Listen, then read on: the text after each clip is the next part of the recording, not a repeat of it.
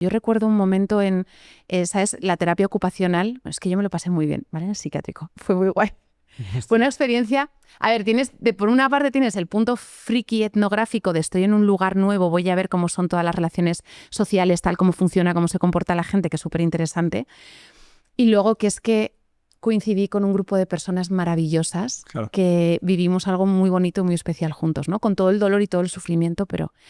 Bueno, total, estábamos en terapia ocupacional y entonces en terapia ocupacional había días que era pinta y colorea hacer una presentación sobre el cambio climático, pues hacíamos una presentación con cartulinas y eso, y otras era trabajo más psicológico, ¿no? Y yo me acuerdo que me dieron una lista que ponía arriba como los factores de una persona, un adulto funcional. Y yo la leí y la soberbia que tenía, que sigo teniendo, pero Dios ya ha ido obrando, fue como, bueno, yo estoy aquí para que me ajusten la medicación. Esto es para esta gente que está fatal. Pero yo todo esto lo hago fenomenal. Y me acuerdo que empiezo a leer la lista, ni una. Relación saludable con el trabajo, jamás. Relación saludable con el dinero, jamás. O sea, yo no estoy arruinada porque Dios no ha querido. O sea, porque si fuera por planificación financiera y por no ser impulsiva, yo estaba debajo de un puente ya. Tal cual. Higiene personal, mal. Comida, mal. Y entonces después había una lista que te preguntaban, ¿esto lo has dejado de hacer de golpe o ha sido una cosa progresiva? Porque luego esa documentación se la pasaban al equipo de psiquiatría. Yo tuve que hacer una nueva columna que era, no, esto yo no lo he hecho en mi vida. Y me di cuenta de que tenía 38 años, que era empresaria, que era madre, que tenía la vida en teoría resuelta, pero que no cumplía ninguno de los parámetros que describen a un adulto funcional, pero que no lo había hecho nunca porque mi cerebro no había desarrollado esas habilidades desde la infancia. En el momento que tu cabeza ve eso y hace clic, ¿qué sientes? Me puse a llorar. O sea, me puse a llorar. Siempre se rompía alguien en terapia ocupacional, ese día me tocó a mí. Estuve llorando todo el día, pero fíjate que fueron unas lágrimas de soberbia fastidiada, de yo me creía que era muy guay, y a la vez de alivio, de, vale, pues ya está, tengo una enfermedad. Tengo una enfermedad, estoy mal, nunca he estado bien, esto tiene un motivo, tiene una causa y ahora vamos a trabajar en la solución. Es como un cubo de agua fría de humildad de decir, aterriza. Aterriza. Claro. Aterriza, amiga, porque no. Claro, ¿qué pasa? Que cuando comunicas bien y eres una persona que hay cosas que se le dan muy bien, pues tú vas tirando y ni tú mismo te das cuenta de lo mal que estás, ni tu alrededor tampoco. Pero tú interiormente estás siendo consciente de que hay cosas que tú ves que a la gente no le cuestan y a ti te cuestan la misma vida y no entiendes por qué. Entonces, cuando te das cuenta de esto es muy guay. Pero... ¿Y cómo sigue esa película? Porque yo me estoy imaginando la situación...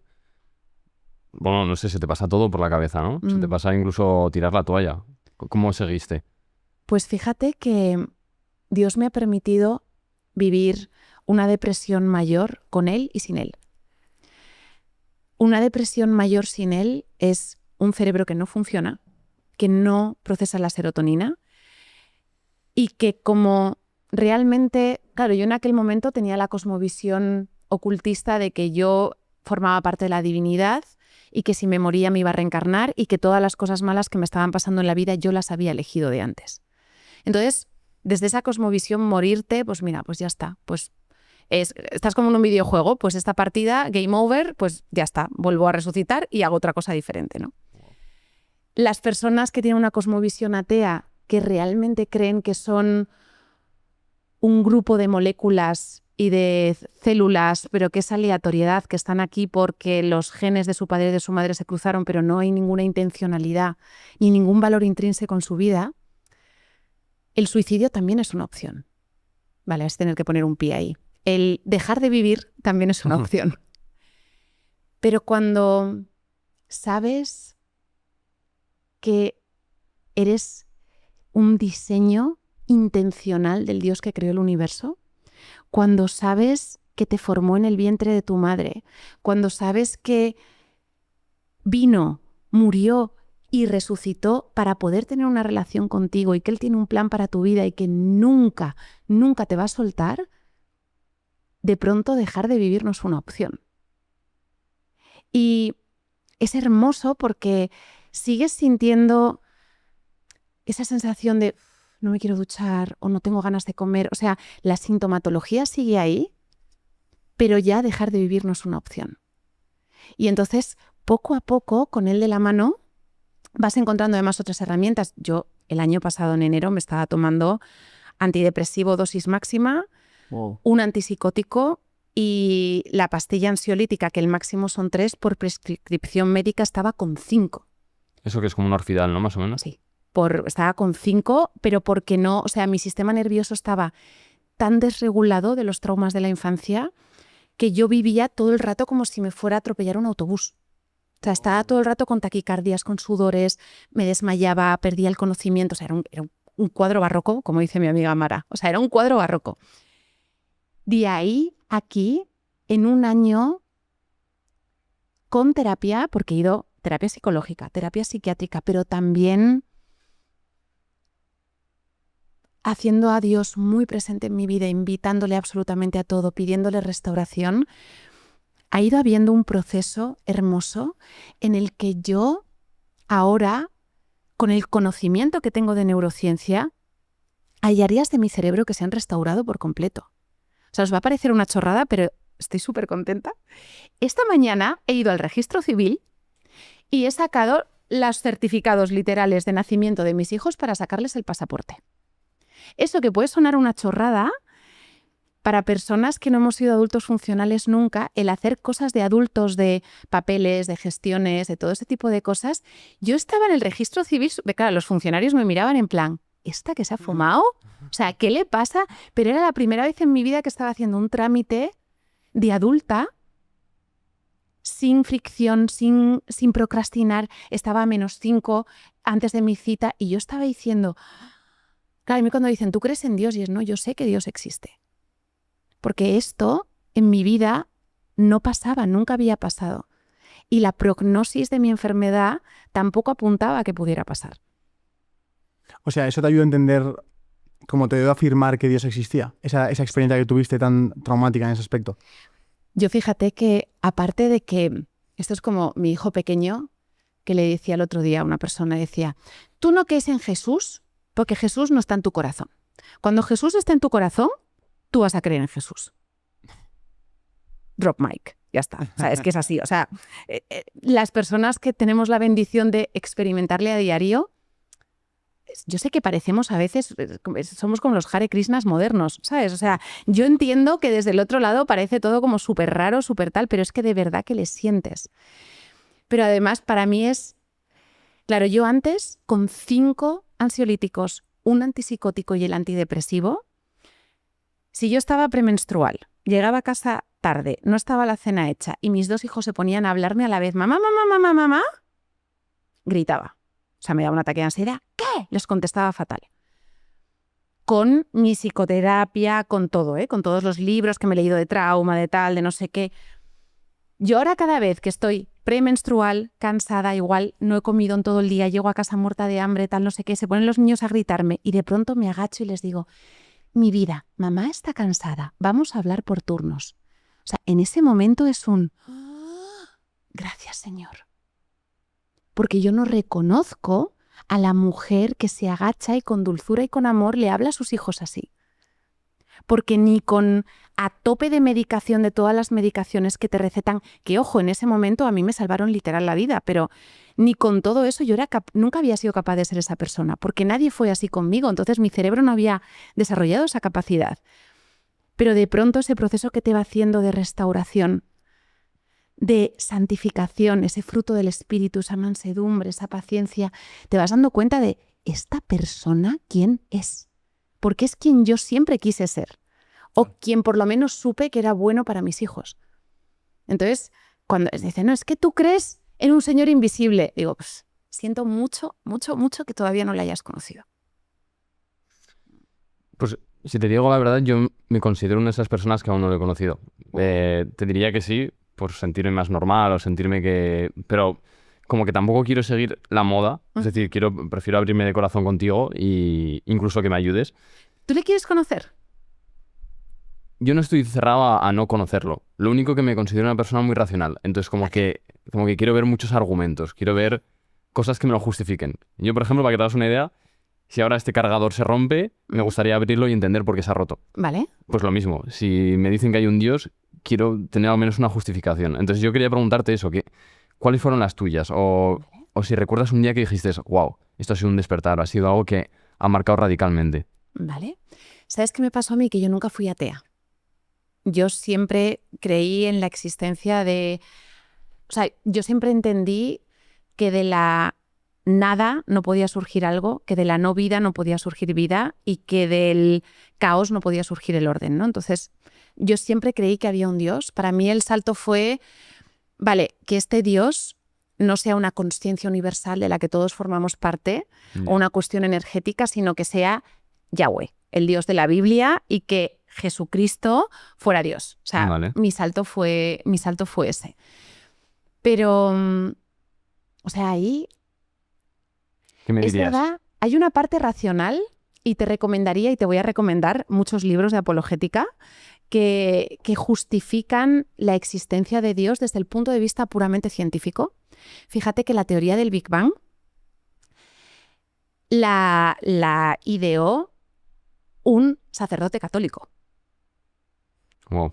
Un hombre que era profundamente creyente, pero claro, si tú piensas en el Big Bang, antes del Big Bang, la cosmovisión era que el universo había existido eternamente. Entonces, una cosa que ha existido eternamente, quizá no necesitamos preguntarnos el origen de su existencia. Pero cuando este sacerdote católico descubre esta teoría, la teoría del Big Bang, recibió mucha oposición en su época porque de pronto la teoría del Big Bang te lleva a hacerte la pregunta de, ok, ¿y entonces qué había antes del universo? Porque si ahora hemos determinado a nivel científico que el universo tiene un inicio, tiene que haber un iniciador. Sí, eso está claro. Claro. De la nada no sale algo, ¿no? Exacto. Entonces ya te quedas ahí y dices, vale, pero entonces ¿cómo tiene que ser este iniciador? Porque si en el Big Bang se inicia el tiempo, este iniciador tiene que ser atemporal, por tanto tiene que ser eterno. Si en este inicio se inicia la materia, este creador tiene que ser inmaterial. ¿Sí? Y además, si se inicia el orden, tiene que tener una inteligencia extraordinaria. Y ese Dios inteligente, soberano, atemporal, inmaterial, es el Dios que se describe en la Biblia.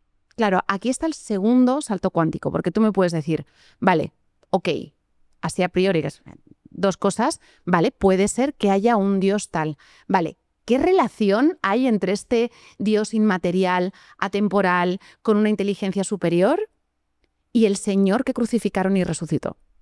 Sí. Porque igual me puedes decir, oye, hay 1000, no sé cuántas hay, pero hay muchísimas religiones en el mundo, ¿por qué el cristianismo y no el hinduismo, el budismo o cualquier otra? Que son preguntas súper lógicas que todos nos hemos ido haciendo, ¿eh? Y además, mira, hay una en la Biblia, se habla con mucho cariño de una ciudad que es la ciudad de Berea, porque era una ciudad que cuando les llevan el Evangelio no se lo creen todo así de fusfis.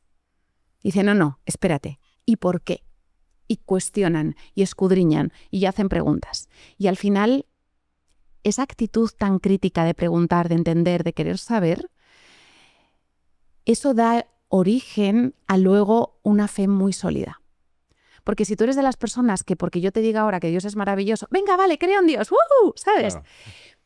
Tu fe es como una cerilla, ¿sabes? Hay otra parábola muy bonita, la de las semillas, que decía que tiras una semilla al borde de la carretera y entonces le da el sol muy rápido y como que florece muy rápido, pero como las raíces no eran fuertes, se muere. Qué buen ejemplo.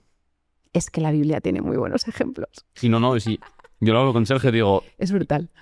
no veo a ese Dios, pero leo la Biblia o veo los valores de un cristiano Vale. y es que, joder, comparto todos. ¿Te has leído la Biblia? No la he leído, pero las frases y estas cosas Vale. me molan mucho. Te invito a leerte el Nuevo Testamento. O incluso, o sea, hoy he estado haciéndome las pestañas antes de venir y me he puesto, eran 2 horas, me he puesto el Evangelio de Mateo y me lo he escuchado entero y está muy guay.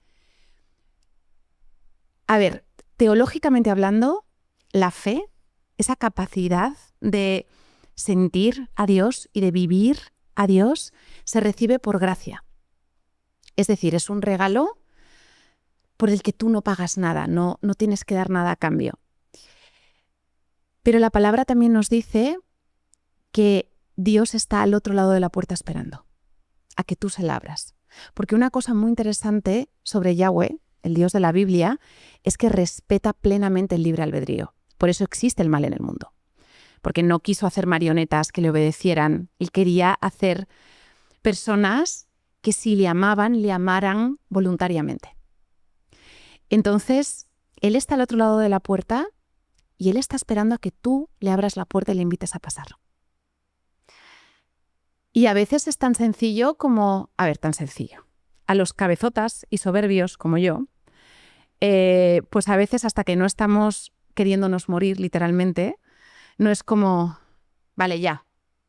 O sea, lo he intentado todo en mis fuerzas, con lo lista que soy y con lo superdotada que soy, he hecho todo lo que me habían dicho que tenía que hacer para ser feliz. He salido en Forbes, tengo un bolsaco, Casa en La Moraleja, todo lo que quieras lo tengo. Soy la presidenta de la Asociación Española de Startups, estoy todo el día tal, me llaman los periódicos, me llama la prensa, voy al congreso, tengo todo, estoy casada, tengo un hijo y no puedo salir de la cama. Wow. Cuando llegas a ese punto, claro, hay otro versículo que dice, te llevé al desierto para volverte a enamorar. En mi caso, llegué al desierto y Él estaba ahí para rescatarme, porque es ese ejercicio de no puedo más, no puedo más. Desde un punto de vista antropológico, ¿el ser humano necesita creer en algo? Es una pregunta maravillosa. Es una pregunta maravillosa porque desde el punto de vista morfológico, biológico puramente dicho, no hay ningún órgano diseñado para creer. Claro. Pero desde el punto de vista antropológico, si tú te pones a comparar culturas de toda la historia documentadas, todas hay algo que se adora. Hay una espiritualidad, sí. Hay una espiritualidad siempre. Si no estás adorando a los árboles y a la naturaleza, estás adorando una figura, estás adorando tal. O en tiempos actuales, que es muy curioso porque hay gente atea que te dice, no, es que yo no creo en nada, yo no adoro o idolatro nada. Pero de pronto les flipa un grupo de música. O un equipo de fútbol. O un equipo de fútbol. O les flipa una marca de lo que sea, de coches, de lo que sea. O sea, tenemos o mostramos la necesidad intrínseca de adorar cosas y admirar cosas y seguir cosas y motivarnos con cosas. Vale. ¿Y crees que también puede ser esa parte de no consigo dar una explicación, con lo cual, me refiero, como que no estamos conformes con la idea de no saber algo? ¿No? Es decir, imagínate, por ejemplo, el Big Bang o lo de la creación. Total. Como tenemos esa incertidumbre, no saber con una ley como la de la gravedad, que algo es así, Total. Esa sensación de vacío nos hace cubrirlo con necesito que exista este ser etéreo. Así es. Para poder completar esos huecos. Puede venir en parte de esa búsqueda de la realidad, esa búsqueda de la respuesta, que como no la encontramos, esto al final acaba siendo como el agua que completa todos los agujeros. Ahí has dicho dos cosas muy interesantes, porque son dos cosas. Tenemos la necesidad de adorar, ¿vale? Y tenemos la necesidad de conocer, sí, también. Y ahí en la Biblia hay cosas muy bonitas porque Dios nos dice que Él nos creó para conocerle. Y nos creó para adorarle. O sea, Él nos hizo su imagen y semejanza. E igual que Él es obviamente creativo, porque con un tipo de flores de un solo color habría bastado. O sea, no hacía falta el despliegue de creatividad del tipo de flores, de animales. O sea, vivimos en un mundo precioso, espectacular. O sea, cuando te pones a ver documentales de peces, estos de peces del fondo del mar, que los hay fluorescentes con 8 ojos, o sea, unas movidas, ¿no? Entonces, ese interés que tenemos de entender las cosas y esa necesidad que tenemos de adorar, en el mundo estamos constantemente dirigiéndola a cosas que igual nos dan un poco de satisfacción, pero nunca nos terminan de completar del todo. Y ahí te respondo a la pregunta de, a mí en redes, o sea, muchísima gente te dice, bueno, sí, pobrecita, como tuvo depresión, pues mira, si esto le sirve, fenomenal, ¿no? En redes. Y no tan en redes, también en persona, pero bueno. Ay, no, hija, bueno, si esto le va bien, déjala, que crea en Jesús, si a ella le va bien, ¿no? O bueno, es que hay posturas que te dicen justo lo que acabas de decir, de, oye, es que es una manera de entender el universo, ¿no? Pero a mí realmente yo no siento más paz creyendo que hay un Dios a que haya muchos dioses. O sea, a nivel de entender el universo, incluso los ateos sienten mucha paz con su cosmovisión de entender cómo funciona el universo, de dónde venimos. O sea, no creo que sea tanto una cuestión de, ahora entiendo cómo se unieron las primeras moléculas. Habrá a quien eso le raye un montón, ¿vale? Pero en mi caso es una cuestión experiencial. Es una cuestión de que no soy la misma persona, que ya no vivo yo, vive Cristo en mí y puede sonar súper friki, pero es que es una realidad palpable diaria.